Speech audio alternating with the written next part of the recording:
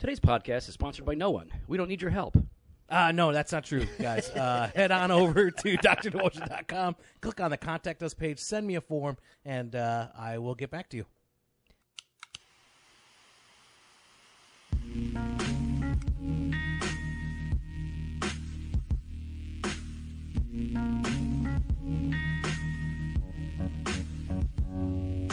Welcome to Doctrine and Devotion, a podcast exploring Christian faith and practice from a Reformed Baptist perspective. My name is Joe Thorne. I'm the lead pastor of Redeemer Fellowship in St. Charles, Illinois. And I'm Uncle Jimmy Fowler, elder candidate at Redeemer Fellowship. That's right, you're Uncle Fofo. Uncle Fofo. As of like how long ago? Look it up, because you just became an uncle within hours. Well, I've been an uncle, I guess, like my wife's side of the family. But that don't count. That don't count. Yeah, you know, that's not. Those aren't your nieces and nephews. Nah, I don't know who they is. So as of 7:25, so I guess an hour and a half ago. Yeah. Not even. An hour and 35 minutes. Do you feel ago. different? You know, I feel like I'm on top of the world. You should feel like there's an extra level of responsibility laid upon your shoulders because you're going to have to fix everything your brother D messes up. Probably, maybe, maybe not. Or Listen, now I get to. Here's the best part about being an uncle. I think. Okay. You could Since screw you've never been that one. kid up, and then send him home. No, listen. That's what I'm gonna do. Here's what you tell me. Here's Here's what you tell me all the time. Dustin is an amazing uncle. Yes, he is. He's a great uncle. I'm you not have gonna- to compete with that. You have to try I'm not to gonna be. compete. You win. He wins. No. You have to pay him back For what? for being an uncle, for taking care of your kids. No, you know what? He owes me. How's that? I gave him the training ground to be a better father. You're welcome. Okay. All right, Sorry, Dear Dustin. No, Dear Tay, you're welcome. He calls his brother Dear Tay. We've been calling him the Dear Tay since. Now, why don't you explain? No, Nobody's going to understand what that. I'm not saying why. Okay. No, that would be too embarrassing. All right. I love my brother. Even when I have Jimmy's phone, or when I don't have it, he won't let me touch it. But when his brother Dustin calls, it says Dear Tay. Dear Tay with the apostrophe, with the accent at the end. So yeah, no, it's too embarrassing of a story. I'm not going to do that to him. All right, cool. So there was this one time Yeah. that no, I'm not going to do it. Are you going to do it? No, because he listens to the podcast. Does I he? love you, Dear Tay. All right, man. What are we talking about today? We are going to be talking about porn. Okay. No joke. Not leading into some other segue. Nope. So we're going to make a disclaimer here. Yep, here we go. That's not. Is No. that what you do no, when you get a No. Yes, it is. When No, you're that's listening a warning or something. that's called a disclaimer. No, that's for a distress code. Anyway, there is. We're going to be talking about some stuff here that is obviously intended for more mature audiences, and we know that we have some young people that listen, some young teens, even some tweens, people that are just before the teenage years, and so check with your mom and dad. If they don't know you're listening to this, stop. Go talk to your mom and dad. Let them know that we're going to talk about this. Now, in reality, I wish people talked to me about this when I was a young kid. So we hope that this is going to be a helpful conversation. But I mean, why are we talking about pornography, anyways? Okay. All right. Oh, that's the end. That's the end of okay. it. Wow, That's the end of the super disclaimer. annoying. People hated How is that. it annoying? People hated that. No, now they know. Pay attention. And now you pay Hashtag attention. Fofo stop beeping. Here we go. So why are we talking about it? I think we're talking about it because it's definitely something that has impacted not just our culture, but the Christian church. Yeah. The church itself is, there's a lot of people that struggle with this, men and women. Right. So it's an important topic that needs to be brought into the light and discussed so that we can move past it, beyond it. I don't know how else you want to word it. Find victory over it. Yeah, sure. I mean, it is everywhere, and pornography. We haven't always had a pornographic culture. No. So that wait, okay, like how would you define it though? Like how would you define pornography? If you're going to say we haven't had we can't.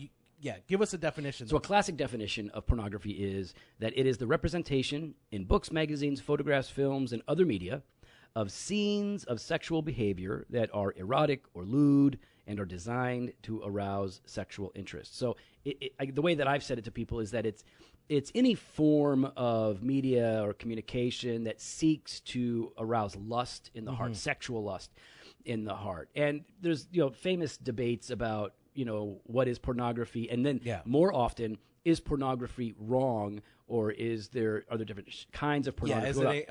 People would say, is it an expression of freedom as well. Right. Oh, yeah. They're all appealing or to free speech, or however you want to word that. First Amendment. Yep. And there are people that would say, well, the softcore porn versus hardcore porn. Softcore being nothing involving sexual penetration or things like that, but just depictions of nude bodies. Being softcore versus hardcore being very explicit, very up close and inappropriate material. So I want to say on the front end, we're not anti-nudity. Well, no, we're not anti-sex either. And that's it. But because I think there's some people that would say that that the body is beautiful and that sex is beautiful, which it all is within the context of marriage. Right, this is the problem with pornography, that pornography, and I'm not the first to say this, I mean, other people have said this, that pornography takes sex outside of its context, and it just kind of boils it down to a physical expression, just a physical manifestation, so that it becomes a less human thing. There's no love associated with it. That's right. It's not about love or procreation. So it's taken out of the context of marriage. It's taken out of that context of love, and it becomes this grotesque demonstration of just flesh on flesh. And we'll get into some of that. So is it really though? Like, we're Christians, and our audience are believers. Yes. I'm assuming for the most part. Would some try to say, well, of course you guys are against this because you guys are believers and you're really blowing this way out of proportion? Like, this is not really a prevalent issue in our culture today. It is just you guys on your hobby horse upset that other people are enjoying these certain things. Well, I mean, I'd have to admit, like, you guys totally nailed us, because our hobby horse is trying to deprive people in the world of their enjoyment of porn. I mean, I don't know how many blogs I've written on this and how many sermons I've preached. It's like so many. About 35. Jimmy keeps track. So no, and that's. But you understand what I mean, though. People look at us and say, "Oh, these Christians are just cranky." They're trying to find something to get upset about. And it's a really good point. But it's not well taken, sir, because the whole world is coming to grips now. The non-religious world is coming to grips with the reality and the danger, the effects of pornography on our culture, on our marriages, on sex in general, the way we perceive women. Let's just talk about some of the stats, right? Before we get into the effects, I mean, porn is huge. It is a part of our culture. And just before we get into this, you go back to, I don't know, what was it, the 1940s, when Kinsey wrote that book where he's arguing that all forms of sexual expression are legitimate. And after that, right, you see Playboy and other pornographic magazines, what people would call softcore, coming out, and pornography kind of grows. And sometime around the 90s, it seemed to become much more acceptable and legitimate, where I saw porn stars appearing on Extra TV on Channel 5. And it wasn't a shameful thing anymore. And then the internet drops, and now it is everywhere. It is everywhere. So now that pornography is everywhere, what are some of the stats? Well, I mean, the Huffington Post, they write that porn sites receive more regular traffic than Netflix, Amazon, and Twitter combined each month. That's a lot of viewing. That is, because people love their Netflix. People love their Amazon. We binge watch it. And people love their Twitter. Yep. And combined. Just think about Twitter. That's crazy. I'm actually thinking more Netflix. How many hours people spend on that? How much traffic that gets? WebRoot points out that 35% of all internet downloads are porn-related, and that 34% of internet users have been exposed to unwanted porn through ads, pop-ups, etc. Also by WebRoot, that porn increased marital infidelity by 300%. Now, listen, we're going to link to a bunch of places here so that you can see these things for yourselves. These aren't angry fundamentalist Christians just making things up, because sometimes we do that. There's some history there. There's a lot of research going on right now into these things. The Huffington Post has another article where it says at least 30% of all data transferred across the internet is porn related. So 30% of all the data that is on the internet is porn related. So if you break down all of the things on the internet into various categories, porn is huge. The most common female role in porn is women in their 20s portraying teenagers. Jeez. You know, that to me is astounding. That's John Millward. In 2013, Millward conducted the largest personal research study on the porn industry in the U.S. He interviewed 10,000 porn stars about various aspects of the business. So it's not something that he just kind of guessed. He went and interviewed. That to me is just sickening. It gets worse, though, dude. Child porn is, obviously, it's one of the, I shouldn't say obviously, it should be shockingly, but it is, and we know this. It's one of the fastest growing online businesses. Over 624,000 child porn traders have been discovered online in the U.S. alone. And it's big business. Child porn is a $3 billion industry, and that's by top 10 reviews. Right? Porn is a global $97 billion industry, with $12 billion of that coming in from the U.S. And in 2016 alone, more than 4 billion, 599 million hours of porn were watched on the world's, and that's just on the world's largest porn site. That's just just the one. Just the one. Whether it's YouPorn or whatever it is, they got ads up on streets now. They got their own billboards up. So porn is a real part of our culture. Oh gosh. And it's bad today because now I'm older than Jimmy by many a year. But I don't know. But when I was a kid, 40 years, because you're what, 73? I'm 44. Oh, really? Yeah, I just look old. Okay, it's that gray in my beard. That's that gray and bald, wrinkles, shortness, the Popeye, the sailor tattoos. All right.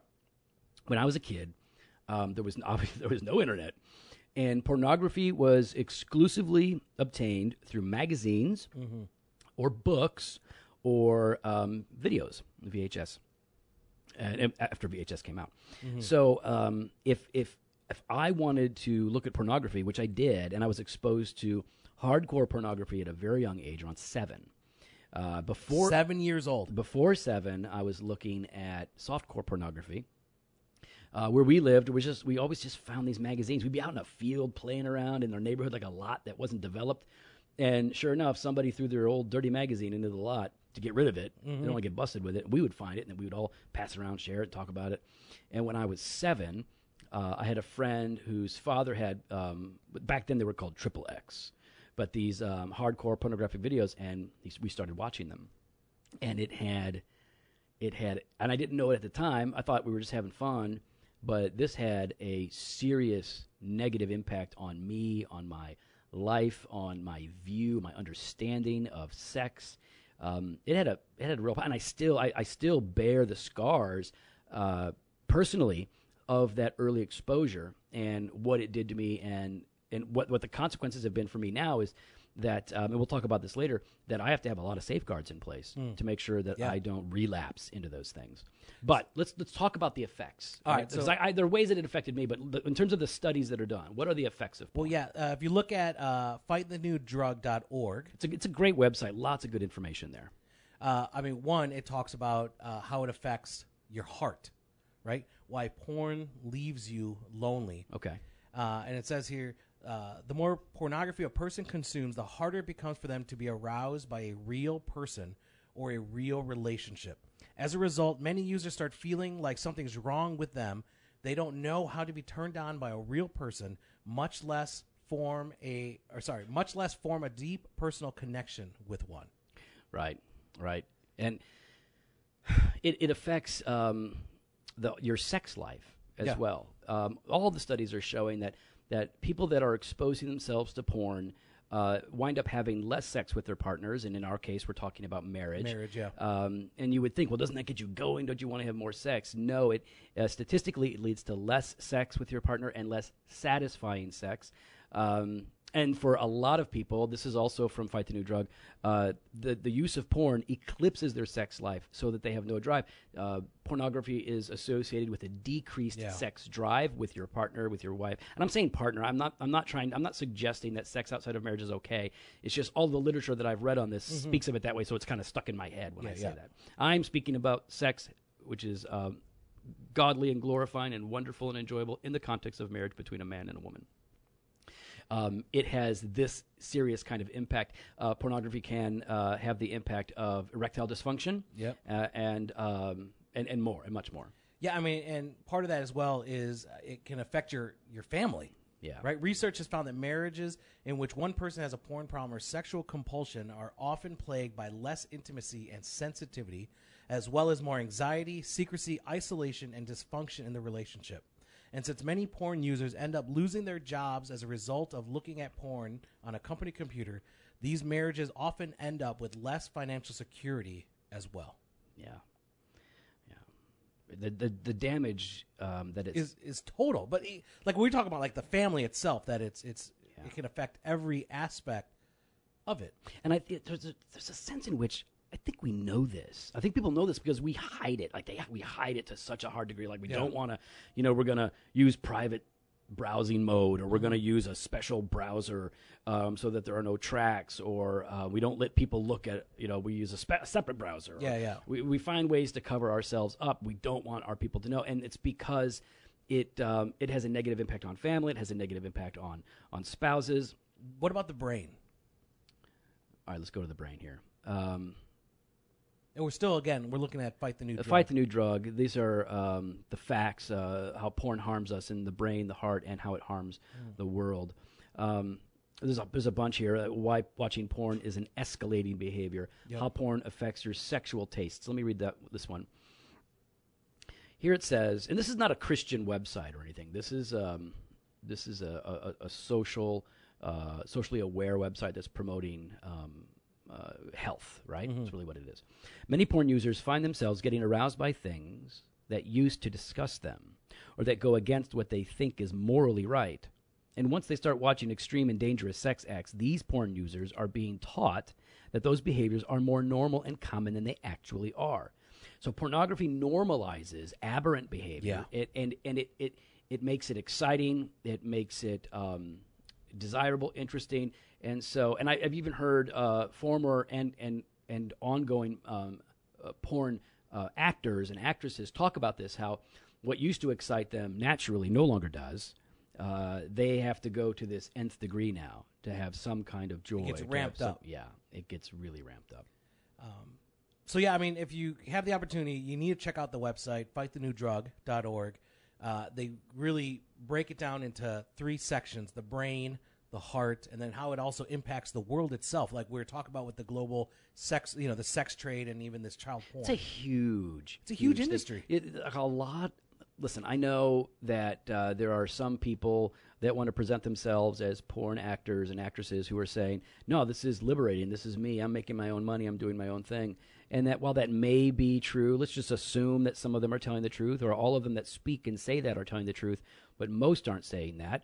In fact, we know that many people are trapped into making pornographic videos through the sex slave trade, that they are trapped, whether it's through drug use and abuse, some through kidnapping. There's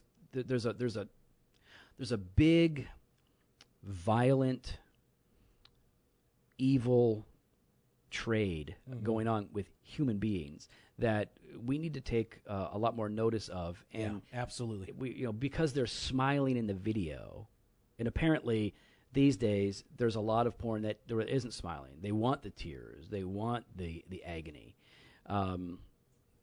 This is dangerous, mind and soul destroying injustice is what it is. So what would you say to those that are struggling with or they're just flat out addicted to porn?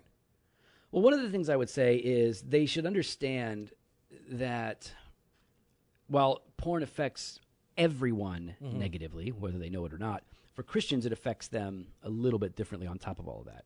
Yeah. So they are going to be experiencing much more profound guilt because of it. They will experience despair. Oftentimes they go into a deep depression. And these are true for everyone, but it's even more so oftentimes for Christians because they know on some level who they are. Maybe they're forgetting. They know that they are the child of God who's been adopted and loved, who's been cleansed by the blood of Christ, whose sins have been forgiven, and who has been called to a life of godly joy, right? Joyful obedience.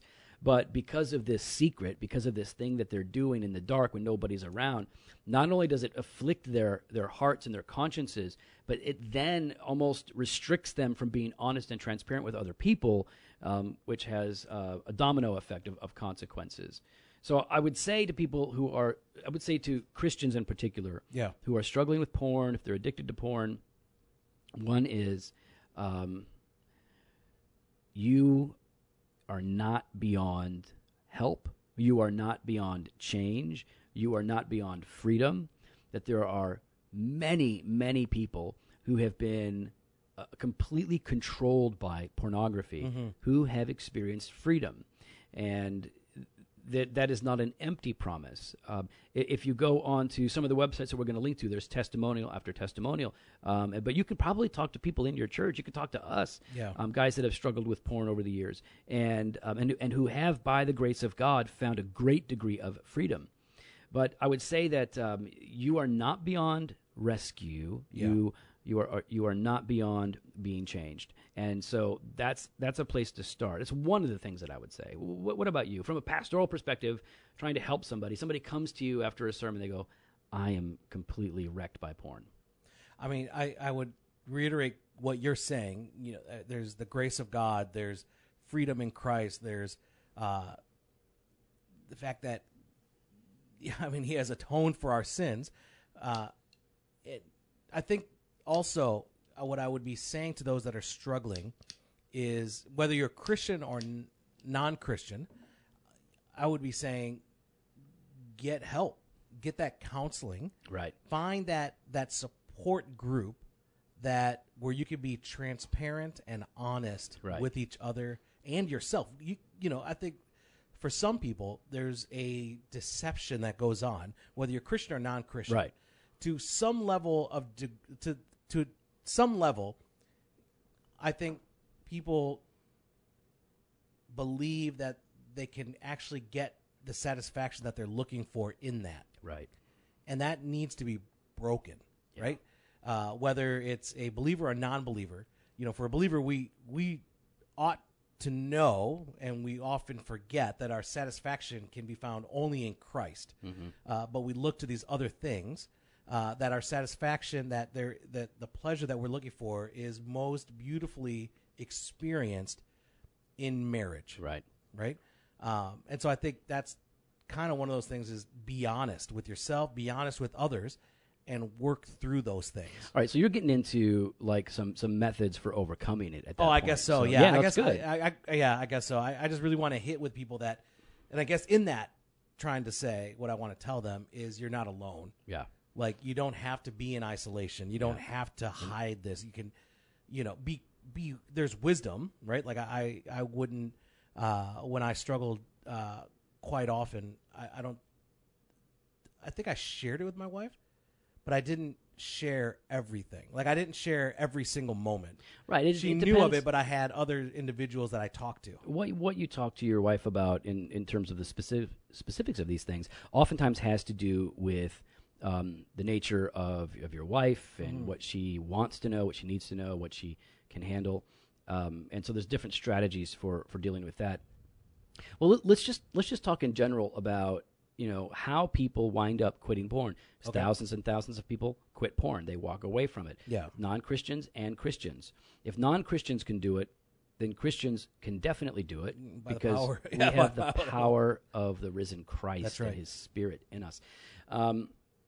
So a couple of things to keep in mind when you're looking at this issue of pornography, and maybe you feel like this is something that is oppressing you and about to ruin your life, or maybe you're just starting to play with it. Yeah. Maybe you're just starting to investigate pornography and you're finding it online. So first of all, I think it's really important to get educated. Yeah. Get educated about the effects of pornography.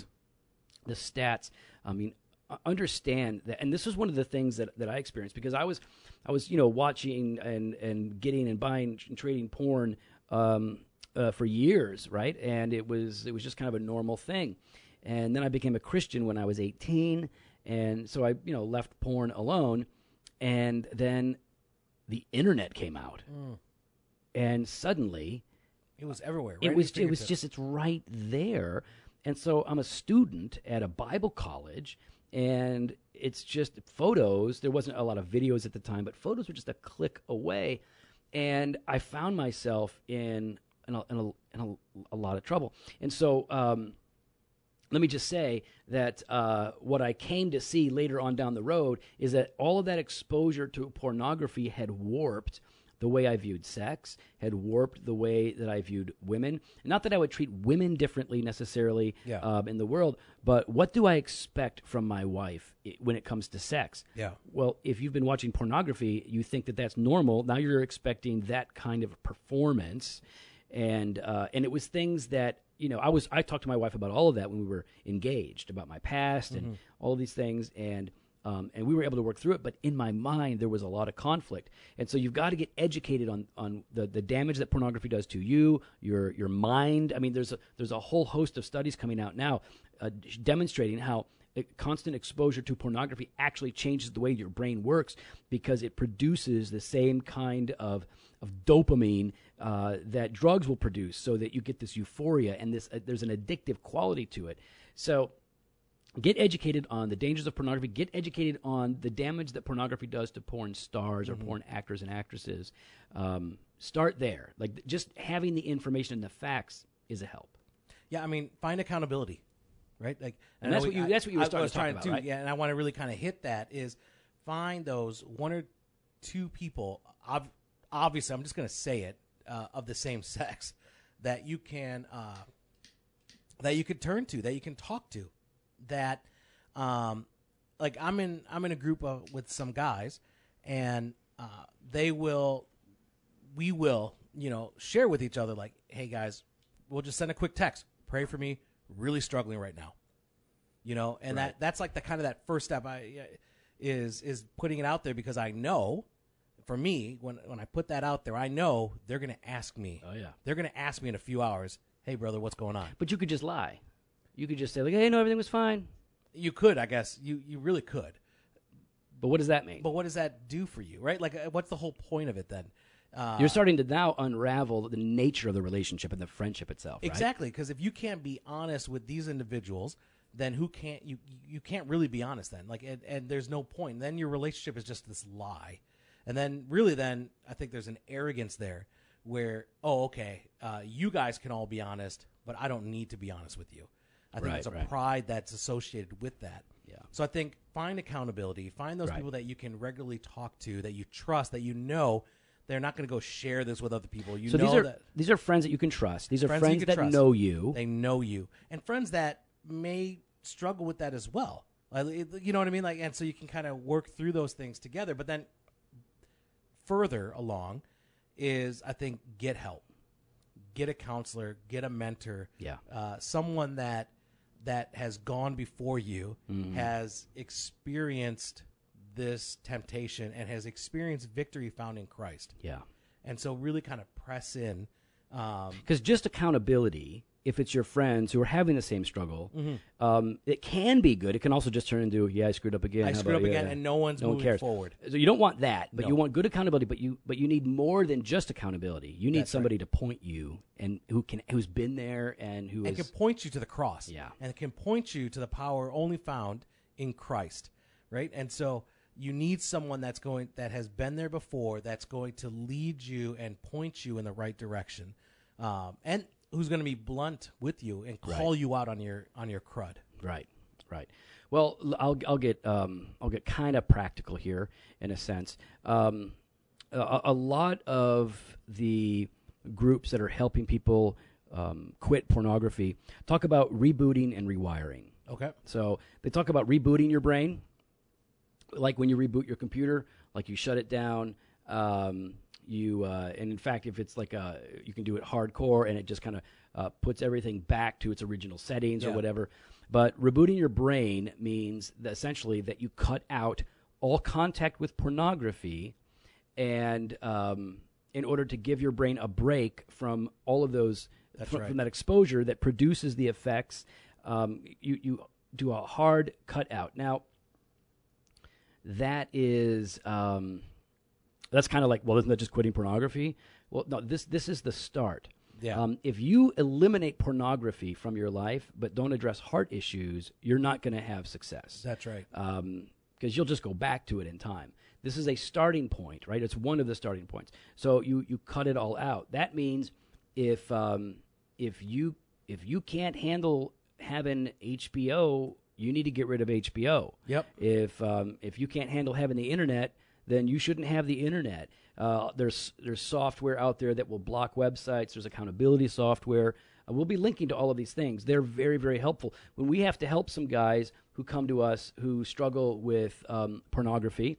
So like as a pastor, I have guys come to me, hey, I'm really struggling with pornography. I just talked to my wife about it. What can we do? Mm-hmm. And so we talk about a lot of these things. And one of the things is in rebooting your brain, you cut everything out, and you sometimes have to install software.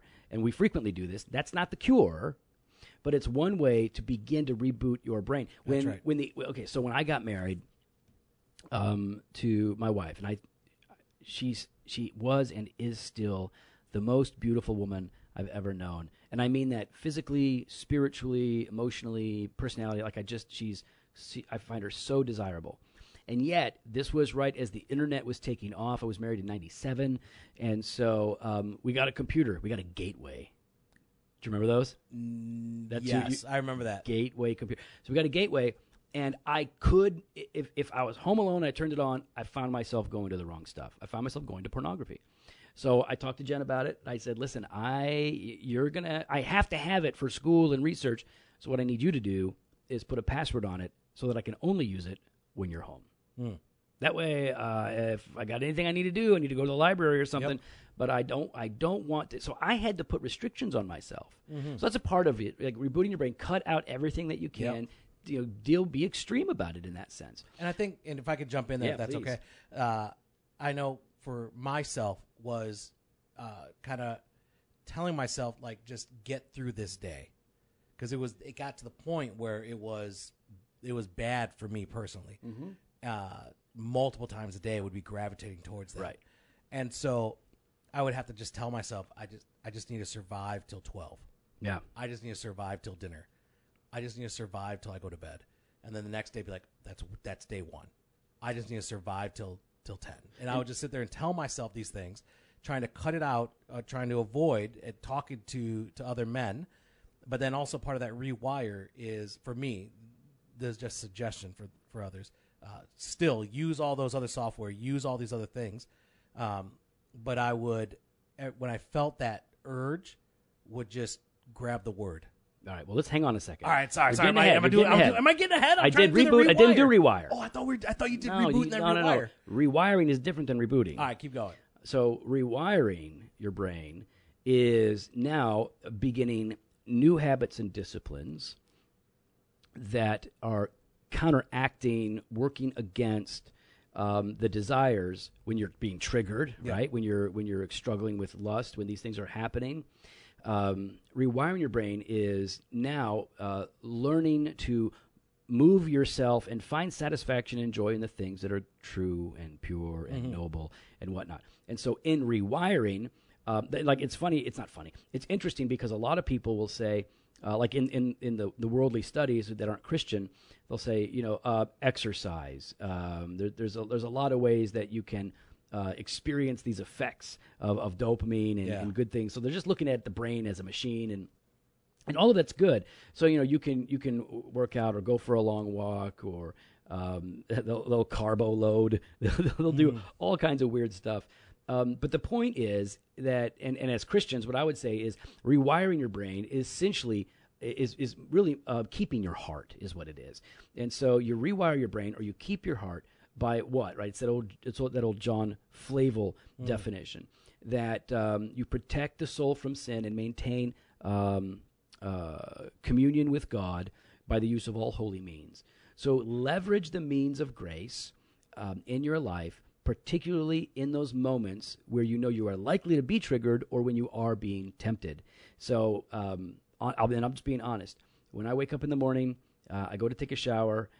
Usually I'm in there for a while, because what I do is I actually kneel down or sit down and pray, and just pray that God would protect me and help me to keep my thoughts pure, and to just to not allow me to wind up in situations that are bad. Because the reality is you can't avoid pornography. Yeah. You can avoid internet hardcore pornography, but you can't avoid pornography because it's on billboards, it's on TV advertisements, it's everywhere you go. There's a lot of material out there that's floating around that is acceptable by our culture. Yeah. So rewiring is, from my perspective as a Christian, is leveraging the means of grace and the healthy, good gifts of God in your life so that you are relearning, disciplining yourself, retraining yourself to find satisfaction in God and in the things of God. Think about it that way.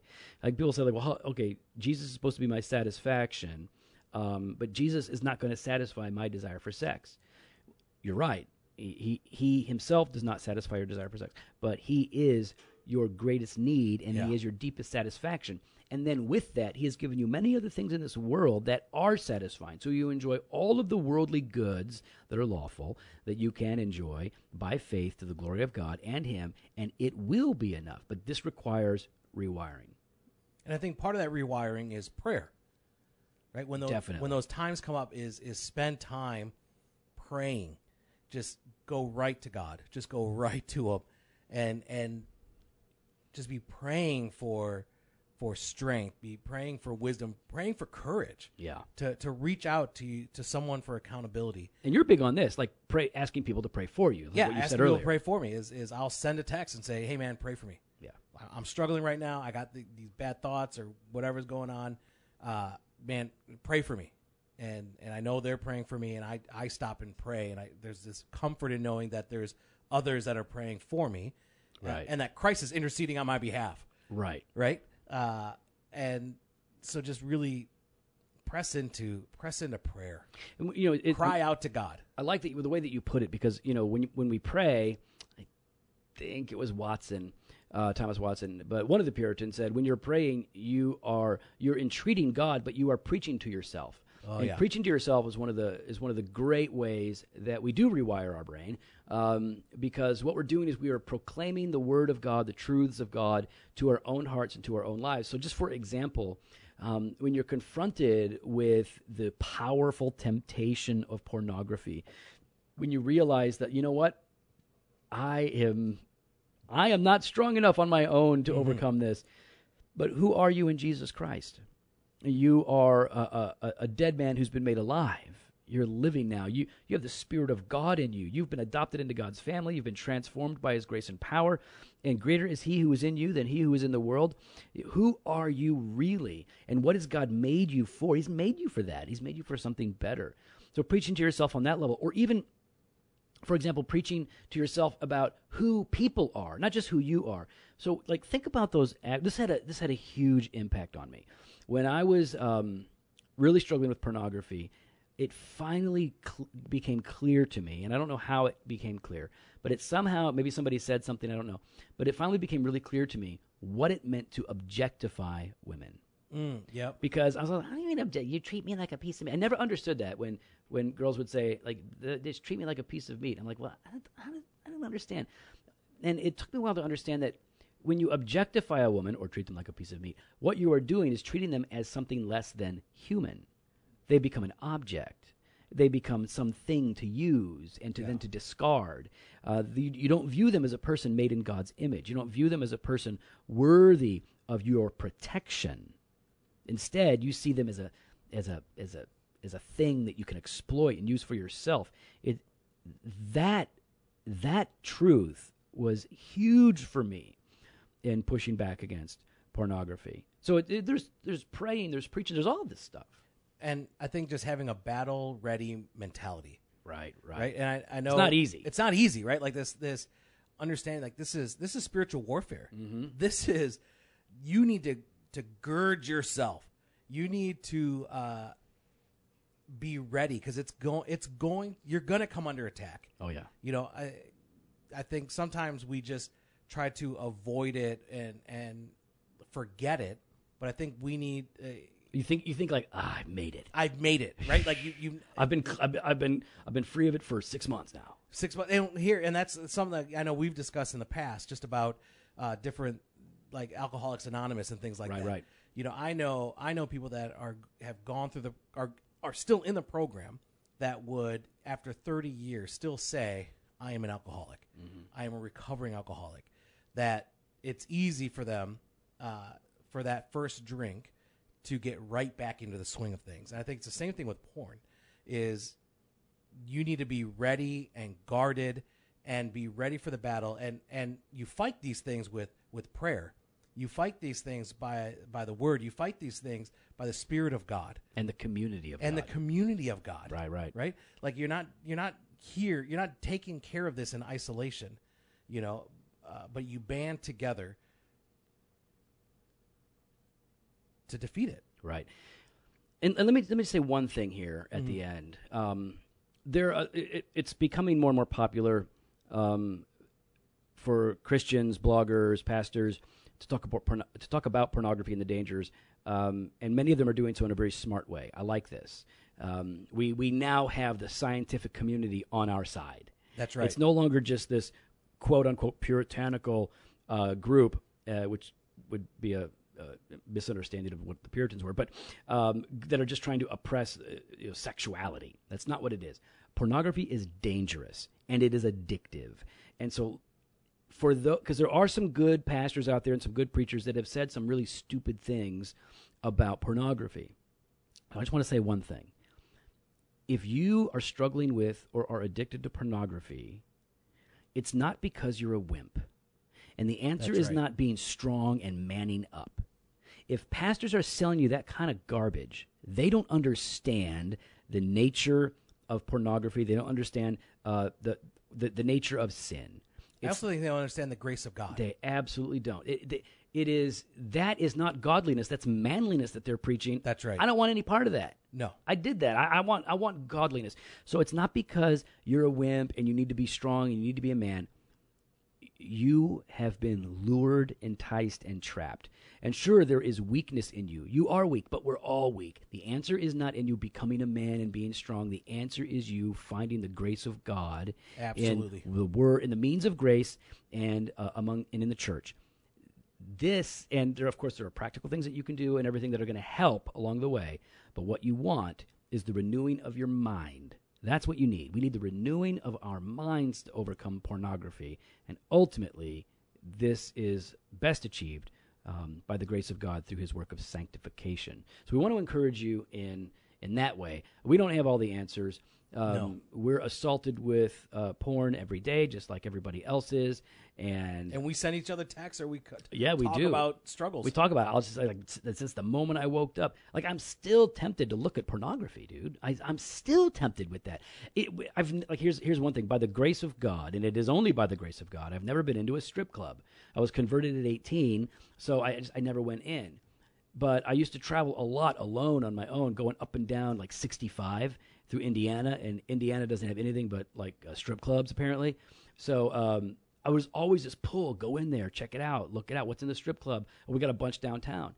And so there are days when pornography and these things are on my mind, and I'll just tell the guys, I'm like, look, man, it has been a fight today. Please pray for me, pray with me, because without the grace of God, I'll ruin everything. So that's what we're thinking. Please check out the links. A lot of free links, a lot of free stuff. So I just want to add one last thing to that part. For spiritual warfare, know your triggers.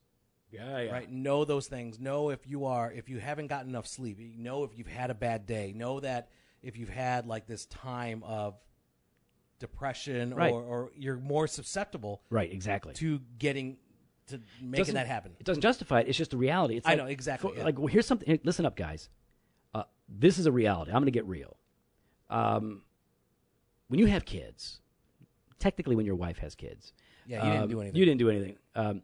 When your wife has children, there's a period of time where you're not going to be having sex, right? And it's sort of doctor's orders kind of a thing. There's a window of time where you're not going to have sex, and that can feel burdensome to you, and that can be a time when you're like, man, I am struggling. So you just need to be aware. That's right. Of what Jim's talking about, the scenarios that are going to put you to the test. Be aware of that. Be educated, so that you have people around you that can support you in that. It's not an excuse for you to do wrong, but it is the opportunity that the devil, the world, and the flesh will leverage to lead you to do the wrong thing. Big thanks to Justin Bond of J Bond Media, the audiovisual wizard of Doctrine and Devotion. If you have any audiovisual photography needs, hit up jbondmedia.com and he will hook you up. You can follow us on Instagram and Twitter at Doc and Devo or on Facebook /Doctrine and Devotion. Over at our website, you can contact us through the Contact Us page. You can sign up for the email list. You can click on the store link, grab yourself some journals, apparel, and Joe Thorne's 3 new books. Ain't nobody want that. Ain't nobody want that. On the church. Mm-hmm. Is that all you got? Oh, you want me to keep going? Keep going. Also, head on over to Amazon and leave some honest 5-star reviews of Joe's books. And if you didn't know, Joe wrote a second book a few years ago called Experiencing the Trinity. No one bought it. Maybe you can buy it today. It's just as good as Note to Self, people. It's just the same. I mean, no, it's not. It's pretty much the same thing. Pretty much the same thing rehashed. It's got a different cover. Fresh pod every Monday and Thursday. Blog posts on Wednesdays. Video content. The good blog posts are like every other Wednesday. Yeah, when I write them. Not when like, I write well, them. we all know I write them. I write them in crayon and people love them. Okay, well, they are cute. Later.